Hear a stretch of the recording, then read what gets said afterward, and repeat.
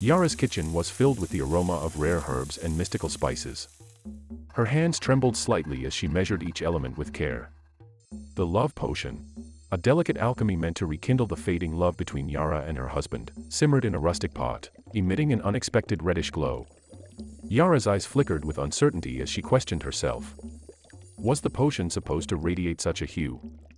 Doubt lingered in her mind, tempting her to halt the process. Maybe I should stop now, she pondered, her thoughts dancing on the edge of hesitation. But a subtle whisper echoed the fifth instruction, engraved in her mind. Once the potion is brewed, it must be consumed within the hour. It is bad luck to throw it away.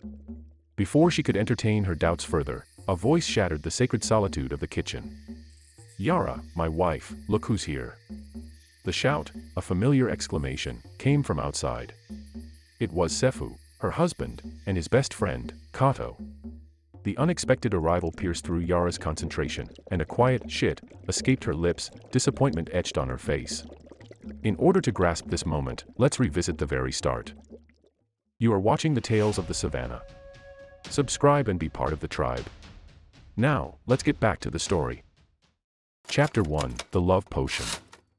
One evening, as the village gathered around the communal fire, Yara found herself drawn to the wise elder, Mazi. The old man's eyes gleamed with the wisdom of generations, and the lines etched on his face told tales of love, loss, and the ebb and flow of life. Yara, Mazi called, beckoning her closer. I sense the turmoil in your heart. Love is a delicate flower, it must be nurtured. There's an ancient remedy, a love potion, known to strengthen the bonds between even the most distant hearts. Yara's thoughts drifted to Sefu, her husband, whose once warm embrace had become a distant memory. Since the birth of their son, a divide had grown between the couple, and whispers of Sefu's promiscuity had reached Yara's ears. But she refused to believe the rumors, clinging to the love they had once shared. Intrigued by the promise of rekindling the flame that had dimmed in her marriage, Yara listened intently as Mazi described the rare ingredients needed for the mystical potion. Determined to restore the warmth that once enveloped her home, she decided to embark on a quest for the rare ingredients needed for the potion. The village elder warned her of the delicate nature of the love potion, offering a list of crucial do's and don'ts to follow.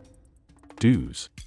1. The ingredients must be gathered with pure intentions and a heart open to the rejuvenation of love. 2. The potion must be brewed under the soft glow of the moon, harnessing the mystical energy that connects lovers' hearts. 3. While stirring the potion, one must speak words of love and affirmation, infusing the concoction with positive energy. Don'ts. 1. The existence and purpose of the love potion must be kept secret. Speaking of it to others may dilute its magic. 2. Once the potion is brewed, it must be consumed within the hour. It is bad luck to throw it away. The moonlight guided her steps, and the scent of rare herbs filled the night air, propelling Yara forward into the unknown, fueled by hope and a determination to reclaim the love that once defined her world. Chapter 2, A Twist of Fate. The day had arrived, and the air in Yara's modest home was thick with the scent of anticipation. Yara moved with purpose, her hands deftly measuring and mixing the rare ingredients. As the pot simmered, Yara envisioned the evening ahead, a romantic dinner for two, a shared moment of intimacy that would bind her and Sefu once again. However, fate had other plans. Sefu, unaware of the love potion, arrived home with his best friend, Kato, in tow. The atmosphere shifted as Sefu insisted Kato join them for dinner. Yara's heart sank. Suppressing her disappointment, Yara set the table outside for two. 2 plates, one filled with the aromatic love potion, the other with a regular meal. Her heart raced as she held the 2 plates, her hands shaking with nervous energy. Kofi, Kofi, she called to her son, who was playing outside. The young boy rushed in, eyes wide with curiosity. Give this plate to your father, Yara instructed, pointing to the love-infused meal, and this one to Uncle Kato. Kofi furrowed his brow, struggling to remember his mother's words. Yara's impatience grew, but she resisted the urge to shout at him. On the 4th attempt, Kofi finally got it right. Yara knew she should have done this herself, but the weight of the moment had anchored her to the spot. The 2 men sat near the fire, the flames casting dancing shadows on the walls. Sefu and Kato enjoyed the meal, unaware of the secret ingredient that had been woven into the fabric of their dinner. However, in the following days, Yara observed a change in Kato. His once casual glances turned into lingering gazes, and subtle gestures of affection became more pronounced. The love potion had taken root in Kato's heart, and Yara found herself entangled in a web of emotions. Guilt gnawed at Yara's conscience as she witnessed Kato's growing affection.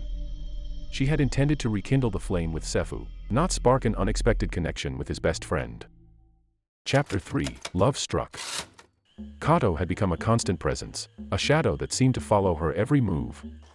One day, as Yara stepped into the dimly lit kitchen, Kato looked up from the fire, his eyes lingering on her in a way that sent a shiver down her spine. She tried to mask her discomfort with a smile, but the unease lingered beneath the surface. "Hi Kato, you must be waiting for Sefu," Yara said, not sure what to make of this situation. "Yara, my dear," Kato said, his voice a low murmur that seemed to caress the words, "there's something about you. Something I can't quite put into words." Yara shifted uncomfortably, her eyes darting away. "Kato, please stop. You know I'm married to Sefu." Kato leaned in, the flickering firelight casting shadows on his face. "Friends, yes, but there's a spark between us, Yara. Can't you feel it?" Yara's heart raced, and a nervous laugh escaped her lips. "Kato, please. We can't entertain such thoughts. I love Sefu, and we have a family." Kato's gaze held hers, an intensity that sent a mix of fear and curiosity through Yara. "Love, Yara, love is a complicated thing. Sometimes it finds us in unexpected places. You can't deny what's between us." As the words hung in the air, Yara felt a knot tighten in her stomach. The attention, the newfound affection, it was intoxicating, and a part of her reveled in it. But the weight of guilt pressed down on her. I need time to think, Kato," she stammered, her voice betraying the turmoil within. Kato reached out, his hand gently grazing hers. "Take all the time you need, Yara. But know that my heart is yours." As Kato left the room, Yara sank onto a wooden stool, her mind a whirlwind of conflicting emotions. Nights became restless for Yara as she grappled with her conscience. Should she reveal the truth and risk shattering the bonds of friendship and family, or should she continue living the lie? Chapter 4: The Confrontation. Sefu's eyes bore into Yara, a mix of hurt and confusion evident. "Yara, something is amiss. Kato has changed, and I can't shake the feeling that it has everything to do with you. What are you hiding?" Yara, her heart racing, attempted to deflect the accusation. "Sefu, darling, you're imagining things. Kato is just being a caring friend, checking up on us when you're not around. There's nothing more to it. Yara, I know you, and I can sense when something is not right. There's a distance between us that I can't ignore. Tell me the truth. Sefu, let's not create problems where there are none. Kato is just a friend, nothing more. Besides, let's not forget about your numerous affairs over the years." Sefu's expression tightened at the mention of his past indiscretions, but he persisted. "Yara, I'm not proud of my mistakes, but that doesn't excuse what's happening now. I need the truth. We can't move forward unless we're honest with each other. Tell me the truth, whatever it may be." Finally, Yara, unable to bear the weight of her deception, took a deep breath and admitted, "Sefu, I can't lie any longer. That night Kato came, I had prepared a love potion for us. But Kato must have received the plate meant for you, my husband. Since then, things between us have changed, and I couldn't find the courage to tell you. I'm so sorry." Sefu stood there, absorbing Yara's confession, a myriad of emotions washing over him. The revelation about the love potion left him in a state of disbelief. He grappled with the irony of the situation. A love potion meant for him inadvertently consumed by his best friend, Kato.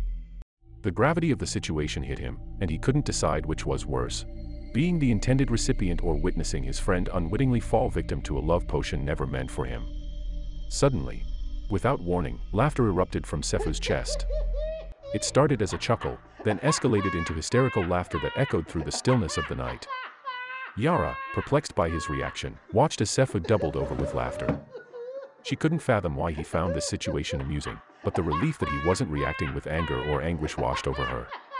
Yara, bewildered, cautiously approached him. "Sefu, why are you laughing? This is serious. I thought you'd be angry. I never meant for any of this to happen." Sefu took her hands in his laughter subsiding. "Yara, we're both to blame in different ways. I've made mistakes too. What matters now is how we move forward." As they stood under the moonlit sky, Sefu contemplated the situation. He realized the importance of honesty and communication in their relationship. He thought about how to approach Kato and how to be a better husband and father, learning from the challenges they had faced. Dear viewer, in your opinion, who should be the one to deliver the revelation to Kato, Sefu, or Yara, and why? Thank you for watching our story Love Potion, and we hope you enjoyed it. What lessons did you draw from this story? Share your thoughts with us in the comments below. Don't forget to subscribe and be part of the tribe. Thank you for watching The Tales of the Savannah. We will see you next time, in the Savannah.